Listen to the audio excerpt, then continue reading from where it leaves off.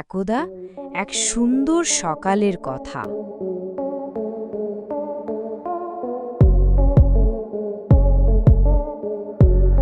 গাছে টুনি একা বসে। কিছুক্ষণ পর কাক আসল।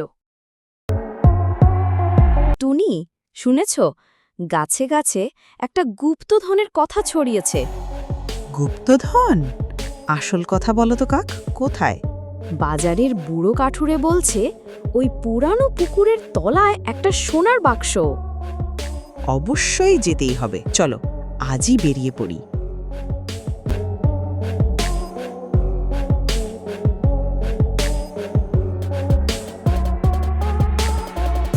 আরে হেরা কই যাইতাছে? আমিও হেগোর পিছনে পিছনে যাই, দেখি হেরা কি করে।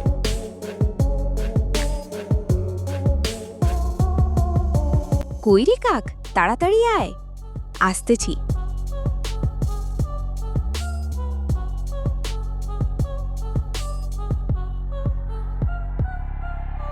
এদিকে শিয়াল ওদের পিছনে পিছনে যায়। হেগোর কি কোনো মায়া দয়া নাই? আমারে এত খাটাইতাছে।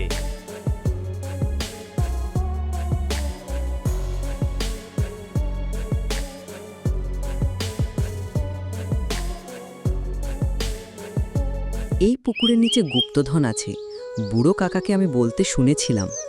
তুই শিওর হয়ে থাকলে আমি যাচ্ছি ডুব দিয়ে দেখি গুপ্তধন পাই কিনা।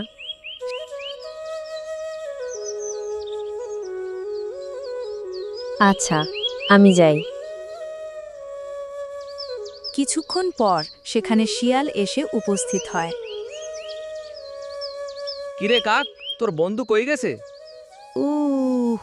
ও একটু স্নান করতে গেছে। আরে না, তেমন কিছুই না। গুপ্ত ধন তোলা হারলে আমার বাড়িতে নিয়ে দিয়ে আইবি। আচ্ছা, আমি টুনিকে বলে দেব। মনে থাকে যে। এই টুনি, কোথায় গেলে? তাড়াতাড়ি উঠে আয়।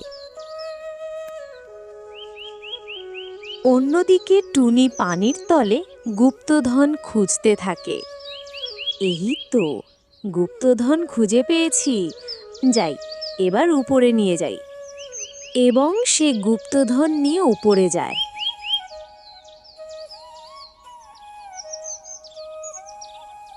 কেন ডাকছিলি আমায়? আমি তো গুপ্তধন খুঁজতেছিলাম। শিয়াল এসেছিল, বলেছে তার বাড়ি নিয়ে গুপ্তধন দিয়ে আসার জন্য। না, আমরা এগুলো গ্রামের মানুষদের দেব এবং তারা গ্রামে ফিরে যায়।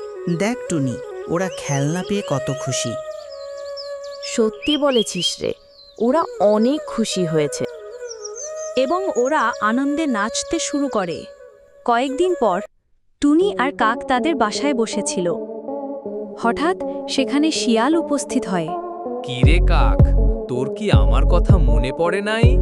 এখন আমি তোরই খামু। আমাকে ক্ষমা করে দাও শিয়াল ভাই। তারপর টুনি তাকে সব ঘটনা বুঝিয়ে বলে। শিয়াল ভাই, তুমি প্রথমে পুরো কথাটা শোনো। আচ্ছা, আমি বুঝতে পারছি। তোরা যখন গ্রামের মানুষের উপকার করছস, তাই তো করতে ছাইরা দিলাম। তারপর টুনি আর কাক আনন্দে আবার নাচতে শুরু করে।